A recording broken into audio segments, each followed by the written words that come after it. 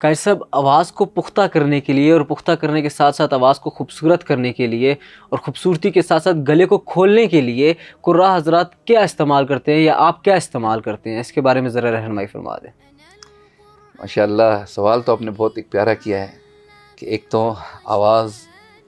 کو پختہ کرنے کے لیے اور دوسرا آواز کو خوبصورت کرنے کے لیے اور پھر اس کے ساتھ ساتھ گلے کو کھولنے کے لیے، آواز کو کھولنے کے لیے کیا کرنا چاہیے۔ دیکھیں، اس سوال کے اوپر میں آپ کو اس کا جامع ایک جواب دیتا ہوں بڑا ہی مختصراً، کہ آواز کو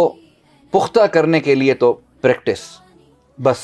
پریکٹس پریکٹس پریکٹس پریکٹس، جتنی آپ پریکٹس کریں گے اتنی ہی آپ کی آواز پختہ ہوگی۔ آپ دیکھیں ماشاءاللہ بڑے بڑے قراء حضرات کے ساتھ بڑے بڑے نعت خوان حضرات کے ساتھ میں نے جو ہسٹری چیک کیا، جتنے بڑے بڑے سنگرز جو ہیں ان کو دیکھیں اتنی پریکٹس کہ ہم خود حیران ہو جاتے ہیں کہ دن رات وہ اس کی جو ہے مشق اور ریاض جسے بولتے ہیں، ریہرسل وہ کرتے ہیں، تب جا کر بندہ اس قابل ہوتا ہے کہ آواز میں پختگی اور اس کے ساتھ ساتھ جو ہے ایک واقعی قوت اور نکھار پیدا ہوتا ہے۔ اور پھر دوسرا، آواز کو خوبصورت کرنے کے لیے کیا کرنا چاہیے؟ تو آواز کو خوبصورت کرنے کے لیے آپ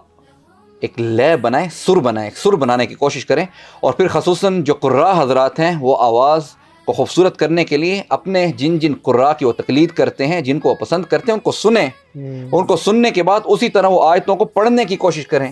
جب وہ اس طرح پڑھیں گے، اس میں وہ سر بنائیں گے، تب جا کر ان کی آواز میں خوبصورتی اور نکھار پیدا ہوگا۔ یعنی یہ ایک بہت ضروری ہے، ایک تو پریکٹس کے ساتھ سر کا بنانا، سر بنائیں، ٹوٹا پھوٹا بنے، پھر پریکٹس کریں، پھر بنائیں، آواز میں دکھ پیدا کریں، درد پیدا کریں، سریلا کریں، آواز کو خوبصورت کھینچیں، اس کی جو ہے نا جسے کہتے ہیں راگیں بنائیں آپ آواز کی، تب جا کر ایک وقت ایسا آئے گا کہ آپ کی آواز پختہ بھی ہو جائے گی، اور پختہ ہونے کے ساتھ ساتھ آپ کی آواز خوبصورت بھی ہو جائے گی۔ اب آپ پوچھ رہے تھے کہ گلے کو کھولنے کے لیے کیا کرنا چاہیے، تو میں آپ کو اپنی ایک زندگی کا نچوڑ بتاؤں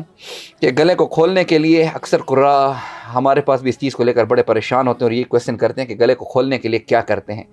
جتنی آپ پریکٹس کریں گے آپ کا گلا کھلے گا، آپ سر بنائیں گے، آپ کی آواز سریلی ہوگی۔ اس کے ساتھ ساتھ ہمیشہ آپ میڈیسن بھی یوز کریں، ٹھیک ہے، ایک تو پرہیز کریں،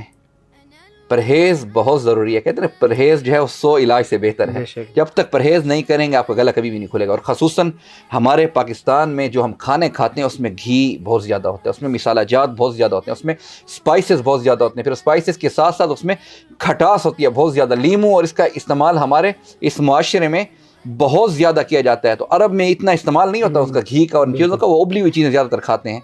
تو گھی کا استعمال کم کریں، اور پھر مرغن غذاؤں سے بچیں۔ یہ میں آپ کو اپنی زندگی کا ایک نچوڑ بتا رہا ہوں، دوائیاں استعمال کریں، لیکن جب تک آپ کا پیٹ ٹھیک نہیں ہوگا، یہ میں آج آپ کو شرطیہ بتا رہا ہوں، میں کوئی حکیم نہیں ہوں یا میں کوئی ڈاکٹر نہیں ہوں، آپ کبھی بھی اپنے پورے زور کے ساتھ اور گلے کو کھول کر تلاوت نہیں کر پائیں گے۔ کیونکہ